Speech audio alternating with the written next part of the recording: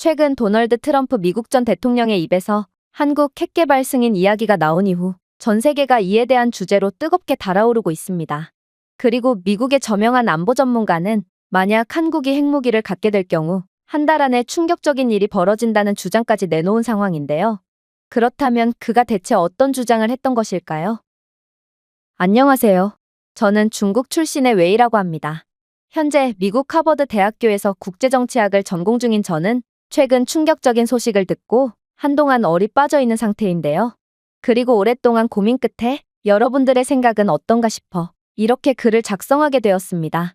사실 저는 대학교 졸업을 앞두고 꽤나 바쁜 상태였습니다. 그런데 저는 바쁜 와중에도 뜻밖의 공고를 보게 되었죠. 바로 하버드 대학교를 졸업한 선배님이자 현재 미국 국방부 소속의 안보 전문가로 활동하면서 군사학교 교수로까지 활약 중인 분이 하버드 대학교로 초청 강연을 온다는 공고였는데요. 저는 미국 최고의 대학교인 하버드 대학교를 졸업하고도 군인의 길을 택해서 결국 최고의 자리까지 오른 그의 커리어에 존경심을 느꼈고 결국 바쁜 와중에도 교수님의 강연을 듣기 위해 강의실에 입장하게 됩니다. 여러분 반갑습니다. 아시다시피 요즘 미국의 강력한 대선 후보인 트럼프 전 미국 대통령의 한반도 핵승인에 대한 이야기로 전 세계가 떠들썩합니다. 저는 하버드 대학교에서 국제정치와 사회학에 대해 공부했고 주한미군으로서 한국 파견을 가본 적도 있으며 현재 미국의 안보를 책임지는 전문가로 활약 중이므로 이 문제에 대해 저만큼 잘 아는 사람도 없을 거라고 자부합니다. 그래서 저는 미국 최고의 인재들인 여러분들이 잘못된 정보로 혼란을 느끼지 않도록 하기 위해 이 자리에 섰습니다. 일단 트럼프 전 대통령은 최근 불필요한 세금 낭비를 막겠다는 의도로 한국에 파견된 주한미군을 전부 철수시키고 대신 부유한 한국이 자신들을 스스로 방위할 수 있게끔 핵무기 개발을 승인해주겠다는 주장을 펼치고 있는데요.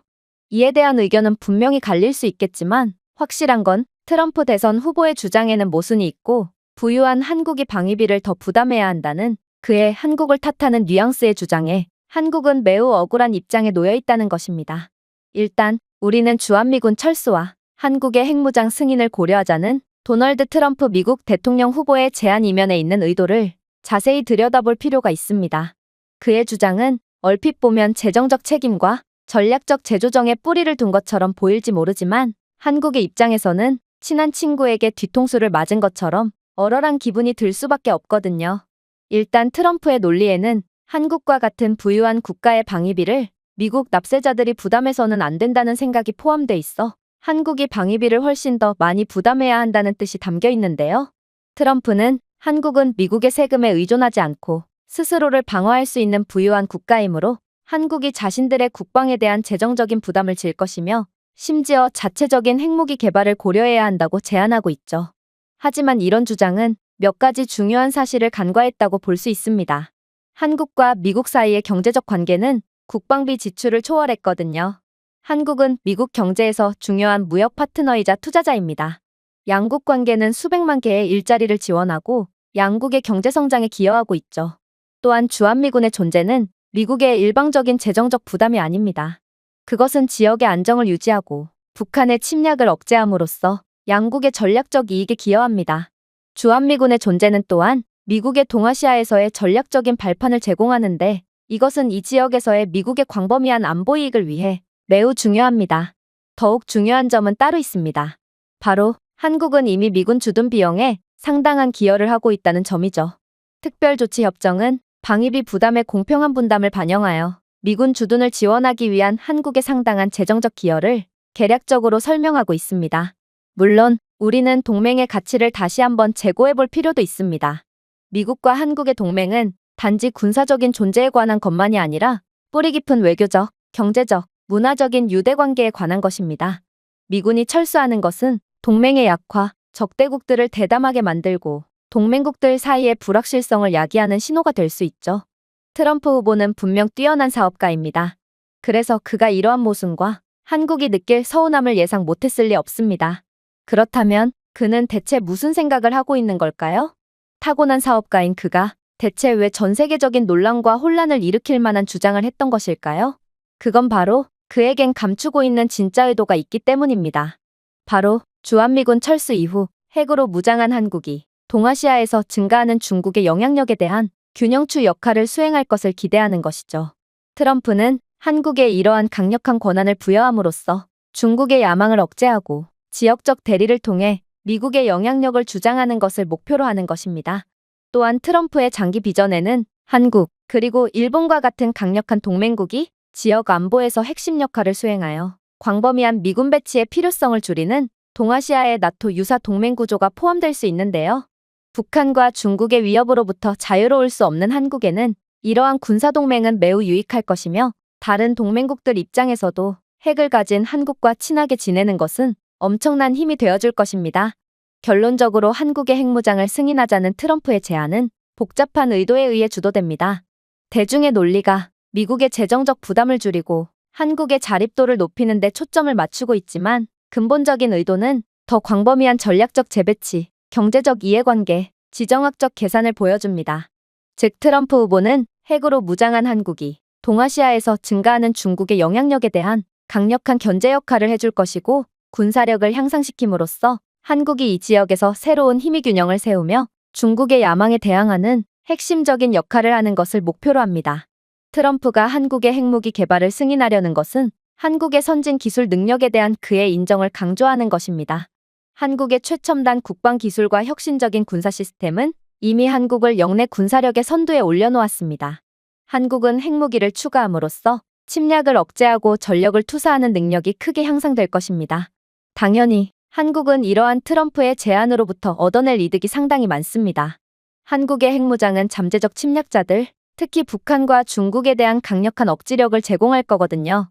상호 확약된 파괴 위협은 군사적 도발이나 침략 가능성을 상당히 낮출 것입니다. 또한 핵으로 무장한 한국은 중국과의 외교 협상에서 더 큰 힘을 갖게 될 것입니다. 독자적으로 안보를 보장할 수 있는 능력은 한국이 주권과 이익에 대한 더 큰 존중을 요구하면서 힘있는 입장에서 중국과 관계를 맺을 수 있게 할 것입니다. 또한 한국의 핵무장은 자국의 안보를 강화할 뿐만 아니라 지역 동맹도 강화할 것입니다. 핵보유국이 됨으로써 한국은 일본, 호주와 같은 다른 미국 동맹국들과 더욱 긴밀한 협력 관계를 구축하면서 지역 안보의 선두주자로 부상할 것입니다. 사실 이는 한국에 있어서 아주 중요한 일입니다. 한국은 동아시아에 국한되지 않고 대륙을 초월하여 강대국들과 군사동맹을 맺을 수 있고 이는 한국의 국제적인 영향력을 확대하고 군사강국으로서의 지위를 공고히 할 수 있는 아주 좋은 기회거든요. 물론 보다 강력하고 유능한 한국은 동아시아의 집단 안보체제에 기여하기도 할 것입니다. 군사협력의 강화와 다른 지역 동맹국들과의 공동방위 계획은 중국의 잠재적인 위협에 대응할 수 있는 강력한 안보 네트워크를 만들겠죠. 따라서 핵보유국으로서 한국은 다른 미국 동맹국들과 더 긴밀한 관계를 구축하고 동아시아의 균형 잡힌 권력 구조에 기여하면서 지역 안보 역학의 핵심 국가로 부상할 것입니다. 물론 한국은 이러한 동아시아의 중심 역할을 수행하면서도 상당한 이익을 취할 수 있습니다. 한국과 동맹국들의 통일된 입장은 중국의 강력한 억제력을 제공할 것이기 때문입니다. 이들 국가 간의 집단적 군사력과 전략적 협력은 아시아 내에서 중국의 일방적 영향력 행사 능력을 현저하게 감소시킬 것입니다. 그런데 무엇보다도 중요한 점은 따로 있는데요. 바로 한국이 독자적으로 방어할 수 있는 능력을 갖추게 되면 이들은 미국의 군사 지원에 대한 의존도를 낮출 거거든요. 이러한 자율성은 한국의 전략적 의사결정을 강화하고 미국의 개입을 기다리지 않고 지역의 위협에 신속하게 대응할 수 있도록 해줄 것입니다. 결국 한국은 미국으로부터 작전 통제권도 가져오게 되겠죠. 즉, 한국은 기존의 반쪽짜리 군사강국에서 전 세계적인 군사강국으로 재탄생하는 것입니다. 이를 통해 한국은 국제무대에서의 그들의 위상을 높일 것입니다. 국제사회는 한국을 책임감 있고 능력 있는 핵보유국으로 인정하고 국제안보 논의와 국제기구에서 한국의 영향력을 강화하겠죠. 또한 아시아의 중심이 될 한국의 리더십은 다른 나라들에게 긍정적인 본보기가 될 것이며 기술과 안보 분야에서 세계적인 리더로서의 위치를 강화할 것입니다. 결론적으로 트럼프가 한국의 핵무장을 승인한 것은 강력하고 독립적인 한국을 통해 중국의 영향력을 억제하겠다는 그의 전략적 비전을 반영한 것이고 한국은 뜻밖의 엄청난 이익을 보게 될 것입니다. 트럼프는 한국의 기술 우위를 활용하고 지역적인 힘의 균형을 전환하고 동맹을 강화하며 미국의 군사적 부담을 줄임으로써 동아시아의 새로운 전략적 지형을 만드는 것을 목표로 합니다. 그리고 이러한 전략적 전환은 미국 입장에서 기회와 과제를 동시에 제공합니다. 핵무장은 한국이라는 든든한 동맹국의 국가 안보와 전략적 자율성을 강화할 것이고 중국을 효과적으로 견제할 수 있겠지만 자칫하다간 그동안 통제할 수 있었던 동맹국 한국이 너무 커버릴 수도 있다는 것이죠. 사실 저는 애국심이 매우 투철한 자랑스러운 중국인이긴 했지만 이때까지만 해도 별 생각은 없었습니다. 교수님은 계속 중국을 들먹이긴 했지만 제게 그다지 와닿지는 않았거든요. 생각을 해보세요. 어떻게 한국 따위가 중국을 감히 넘볼 수 있을까요? 이런 현실성 없는 쓸데없는 이론이야 누구나 지어낼 수 있는 거고 저는 커리어에 비해 매우 한심스러운 주장을 펼치는 교수님께 큰 실망을 할 수밖에 없었습니다. 애초에 한국의 핵무장에 대한 승인이 떨어진다고 해도 한국의 후진적인 기술력을 고려해보면 과연 이들이 독자적인 핵기술을 개발할 수 있을지조차 의문이거든요. 그래서 저는 손을 번쩍 들고 교수님의 주장에 의문을 표했습니다. 교수님의 주장은 너무 터무니가 없습니다. 애초에 한국이 핵무기를 개발해낼 수 있을지조차 확신하지 못하는 상황인데 그런 한국이 중국을 효과적으로 견제할 수 있다니요. 물론 한국이 핵무기를 개발해낸다고 해도 소국이 대국을 거스를 수는 없을 것입니다.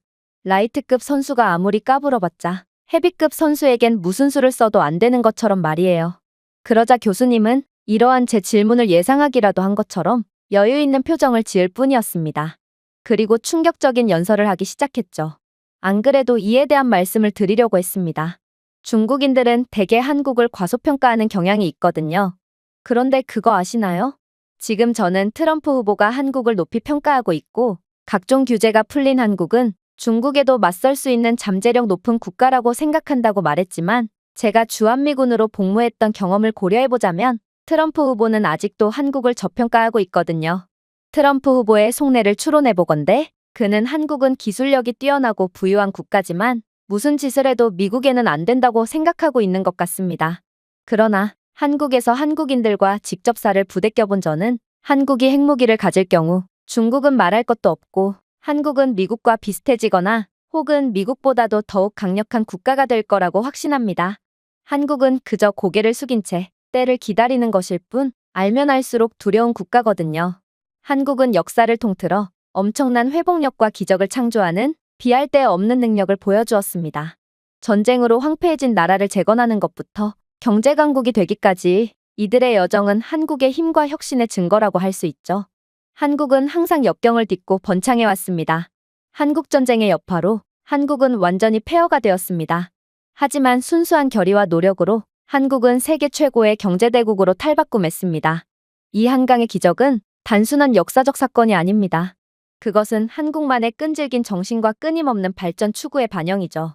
오늘날 한국은 기술과 혁신의 세계적인 리더로 서 있습니다. 전자에서 자동차에 이르기까지 한국의 산업은 세계 시장의 선두에 있습니다.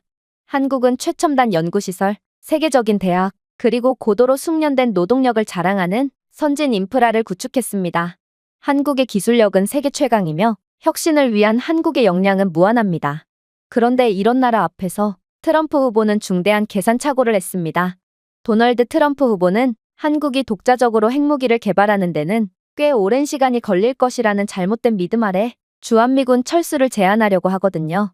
그는 미국의 지원 없이는 한국이 핵무장을 달성하는 데 오랜 시간이 걸릴 것이고 한국이 핵무기를 가지게 되어도 미국의 아래에 있을 거라고 멋대로 가정하고 미국의 군사비 지출을 줄이려고 하고 있습니다. 그러나 이렇듯 한국을 과소평가하는 것은 중대한 오산입니다. 세계에서 가장 가난하고 고립된 나라 중에 하나인 북한이 극단적인 역경 속에서 핵무기를 개발했다는 것을 잊지 마세요.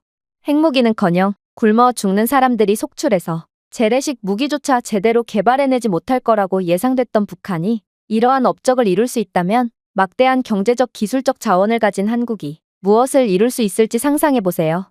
한국은 세계에서 가장 앞선 기술 인프라를 보유하고 있습니다. 핵에너지, 항공우주, 정보기술 분야에서 한국의 성과는 핵무기 개발을 빠르게 진전시킬 수 있는 강력한 토대를 제공합니다. 한국은 혁신정신과 최첨단 연구로 예상을 뛰어넘을 수 있고 앞으로도 그럴 것이 자명합니다. 한국의 전략적 의지는 확고합니다. 기적을 창조한 한국의 역사에 고무되어 한국은 어떤 도전에도 나설 것이 분명합니다. 그런 한국이 핵무기 개발을 선택한다면 한국의 모든 노력의 특징인 정확성, 효율성, 우수성을 가지고 순식간에 성공해내겠죠.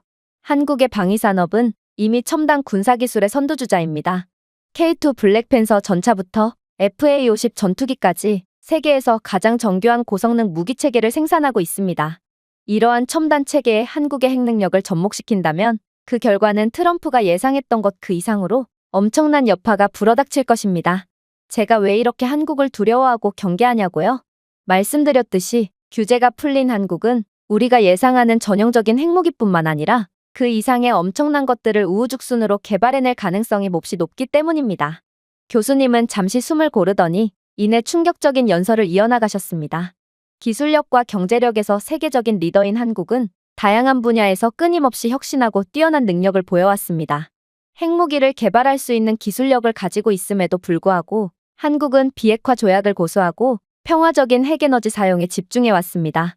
그러나 한국이 선진 군사개발을 위해 기술과 재정 자원을 활용하기로 결정한다면 어떤 일이 일어날지 말씀드리겠습니다.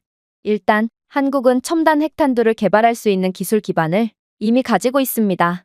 이것들은 여러 개의 탄두를 하나의 미사일에 장착할 수 있는 소형화 기술을 특징으로 할 것입니다. 그리고 한국 산업 내의 정밀공학과 정교한 재료과학 능력은 이 탄두들이 매우 신뢰할 만하고 효과적일 것임을 보장하죠. 즉, 중국이 수십 년의 연구를 통해 겨우 기초적인 수준의 핵무기를 개발해낸 것과는 달리 한국은 특유의 높은 기술력을 통해 이들과는 애초부터 시작점부터가 다르다는 말입니다. 이뿐만이 아닙니다. 한국은 전통적인 핵분열 기반의 핵무기를 넘어 핵융합 폭탄, 즉 열핵무기 개발을 모색할 수 있습니다. 수소 동위원소를 사용하는 이 무기들은 원자폭탄보다 훨씬 더 강력합니다.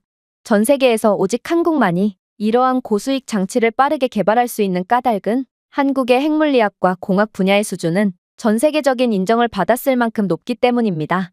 물론 전통적인 핵미사일 기술에 있어서도 한국은 월등한 수준 차이를 보일 것입니다. 한국의 미사일 기술 수준은 세계 최고 수준이고 전 세계가 한국산 미사일을 구매하기 위해 줄을 서고 있거든요.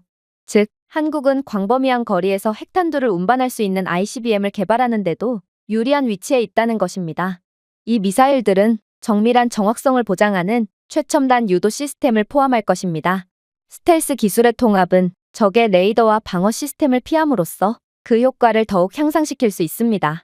잠수함 발사탄도미사일의 경우도 마찬가지입니다. 한국 해군의 전력은 세계 최고 수준입니다. SLBM을 개발하면 강력한 세컨드 스트라이크 능력을 제공해 선제 공격에도 억제력을 확보할 수 있습니다. 이들 미사일은 한국의 해군 기술력을 활용해 첨단 스텔스 잠수함에서 즉각적으로 실전 배치될 가능성이 큽니다. 하지만 한국의 가장 두려운 미사일 기술은 따로 있죠. 바로 마하5 이상의 속도로 이동할 수 있는 극초음속 미사일 기술입니다. 한국의 연구개발 능력은 요격하기 어렵고 전례 없는 속도와 정확성으로 재래식 또는 핵탑재체를 운반할 수 있는 극초음속 활공체의 개발을 가능하게 할 것이 분명합니다. 이러한 기술은 중국이 엄두조차 못 내고 한국이 먼저 개발한다고 해도 따라조차 못할 첨단 기술이죠. 자, 여기까지만 해도 한국은 중국을 아득히 뛰어넘은 강대국이 되었습니다. 이건 한국이 승승장구할 것에 베팅한 긍정적인 시나리오가 아닌 한국의 현재 기술력을 통해서도 충분히 예상 가능한 최소한의 시나리오라는 것입니다. 그렇다면 한국은 어떤 방식으로 미국과 견줄 강대국으로 발돋움할까요? 바로 한국이 핵기술 개발을 시작한다면 첨단 군사기술의 개발 및 생산을 하는 첨단 기술 일자리를 창출할 것이고 이는 한국의 경제성장을 촉진할 것이기 때문입니다. 또한 한국의 군사무기 수출량이 기하급수적으로 늘어날 것도 간과할 수 없습니다. 한국의 정교하고 신뢰할 수 있는 무기체계 개발에 대한 전문성은 국방 장비의 선도적인 수출국으로서의 입지를 강화할 것입니다. 이는 새로운 시장을 열고 상당한 경제적 이익을 창출할 것입니다. 자, 이제 혁신적인 파급 효과가 한국을 기다리고 있습니다. 한국의 군사 기술의 발전은 민간 산업으로의 파급 효과를 가져 항공우주, 사이버 보안, 인공지능 및 로봇공학과 같은 분야에서 혁신을 주도할 것입니다. 또한 군사적 목적을 위한 연구개발에 대한 투자 증가는 다양한 분야에 적용될 수 있는 돌파구로 이어져 한국의 기술 우위를 더욱 높일 것입니다. 이제 드디어 한국의 시간이 찾아왔습니다. 한국이 기존에 연구하던 기술들은 이제 세계로 뻗어나갈 준비를 마쳤거든요. 레이저와 마이크로파 기술에 대한 한국의 연구는 지향성 에너지 무기의 개발로 이어질 수 있습니다. 빛의 속도로 적의 전자무기, 드론, 미사일을 무력화할 수 있는 이러한 시스템은 전장에서 상당한 전술적 이점을 제공할 것입니다. 또한 한국은 로봇 공학과 인공지능에 대한 리더십을 활용하여 육상, 해상, 공중을 위한 첨단 무인 시스템을 개발할 수 있습니다. 이 자율무인 항공기와 차량에는 복잡한 임무를 최소한의 인간 개입으로 수행할 수 있는 정교한 센서와 무기가 장착될 것입니다. 이쯤 되면 이제 한국을 막을 수 있는 국가는 없어집니다. 한국이 군사 개발을 위해 기술과 재정 자원을 충분히 활용한다면 한국은 우리가 상상하는 것 이상의 다양한 첨단 무기 체계를 만들어버릴 게 분명하거든요. 강력한 핵탄두와 정교한 전달 체계부터 최첨단 재래식 무기와 우주에 기반한 능력까지 한국은 미국조차 뛰어넘는 최고의 군사 강국이 될 가능성이 있습니다. 물론 한국은 여전히 평화 개발과 국제조약에 전념하고 있고 한국은 인권이 잘 지켜지는 선진국이기 때문에 강대국으로 부상한 다음에도 중국과 같은 문제아가 될 가능성은 없습니다. 하지만 이러한 한국의 가능성은 절대로 과소평가해서는 안 되는 것이죠. 세계는 이미 한국의 경제 기적을 창조하는 능력을 목격했고 국방 분야에서의 잠재력도 마찬가지로 막강하여 미래의 안전과 안정을 보장할 것입니다. 교수님의 말씀에 학생들은 일동 한국의 저력의 감탄과 두려움을 동시에 느끼는 듯 어안이 벙벙하다는 표정으로 박수를 치기 시작했고 교수님은 놀랄 것도 없다는 듯 환호를 즐겼습니다. 그리고 이내 제게 질문 하나를 건네오기 시작했죠. 자, 중국 학생, 질문에 대한 답이 충분히 되었나요? 중국인들은 한국을 무시하고 과소평가하고 있지만 결론적으로 이러한 중국인들의 질투와 열등감은 반응할 가치도 없는 것입니다. 또한 도널드 트럼프 미국 전 대통령이 한국의 역량을 과소평가한 것은 결국 실수가 될 것이 분명하죠. 한국의 회복력의 역사와 앞선 기술력은 핵무기 이상의 것을 성취하도록 하고 있습니다. 한국은 그들 자신의 미래를 확보하고 세계 무대에서 한국의 위상을 높이는 방향으로 기적을 만들 것이고 결국 진보와 혁신을 이끌 것입니다. 한국을 한 번이라도 가보거나 한국인들과 함께 일해본 경험이 있는 학생들이라면 제 말에 공감할 수 있을 겁니다.